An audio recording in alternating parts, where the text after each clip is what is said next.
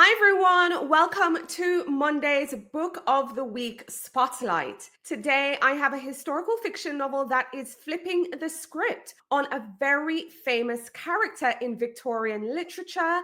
It is by one of Victorian London's most famous authors, and I'm talking about Charles Dickens. So the character, you might be wondering, who is this character? Well, it's Jacob Fagin. So I'm really excited to tell you about this retelling in the novel entitled Fagin the Thief. This is a historical fiction with a twist. We are being transported to the alleys of 19th century London to really give us the character of Jacob Fagin, not just this pickpocket, good for nothing character that we know, but actually we are getting a full picture on who he is, and we'll realize he is a man who has been dealing with loss, who's been dealing with prejudice, but is also very fiercely loyal. Now, in the novel, we meet Jacob as a boy living in London's Jewish quarter. We see him learning Hebrew from a really kind rabbi.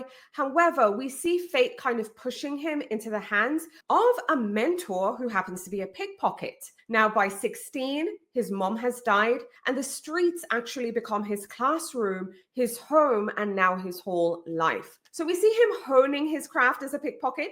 He is taught in the whispers and the shadows in the alleyways of 19th century London. We also see him kind of really craving for home, and we see him carve out refuge in an abandoned building. Now, while there, he gathers other orphans and runaways as well. So we see Jack Dawkins, Toby Crackit, another one, and even a brief encounter with Oliver Twist. But we also see friendship and father figure bonds really fracturing when this person called Bill Sykes, an orphan who has just gotten really rough, brings violence into their ranks. So we see through all of it, Jacob really wrestling with a world that sees him really, honestly, I can't say it any better way, but they really see him as scum, as, just trash. And of course, they see him as a thief, rarely ever seeing him as a human. And the fact that, he's a person with a story, and he didn't just end up this way purely out of choice, but there are things that have happened to him that have really shaped him and his character. Now, what the author does incredibly well in this novel is really make this character come to life. I feel we kind of had an idea of who he is, but, just surface level.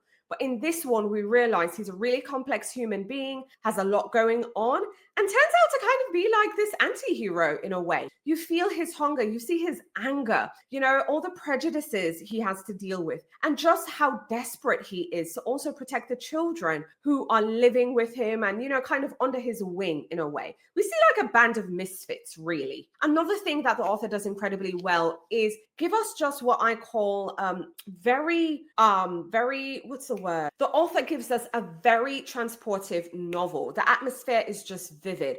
I feel like, I was really immersed in this place. I felt like I was walking these damp cobblestone roads, and, you can hear the carriage wheels and you can hear everything people are saying and yelling, and you just really feel immersed in this world. I have to tell you, it's a gritty and dirty kind of place.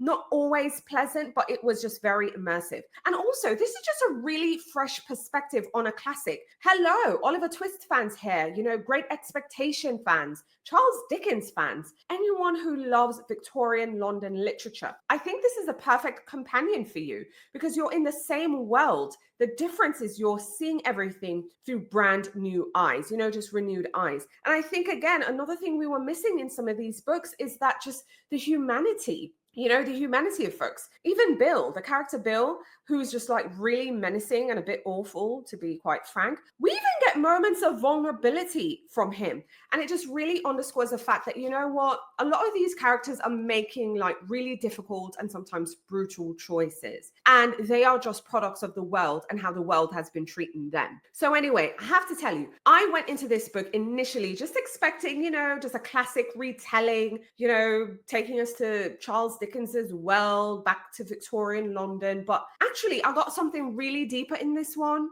I actually got a character, a could get behind. It was all about survival and really trying to make it against all odds, and just people being very prejudiced against you and surviving against hate. And also just the lengths we will go to feel like home and feel like we belong. So I caught myself just really getting behind Jacob, despite, listen, he is a criminal, but despite that, I think the author did a great job at making me see him not just as a criminal on the surface, but just the fact that, again, he is a product of his environment and the world and just everything he is up against. So, like I said, he gives kind of anti-hero vibes, not so much purely as a villain. So let me know in the comments, what do you think about Fagin the Thief? Are you going to pick this one up? Have you read it already? Does it sound interesting to you? Again, I think this is perfect if you love those gritty historical tales, but of course you're going to get that heart in there. Again, fans of Charles Dickens, fans of Victorian London,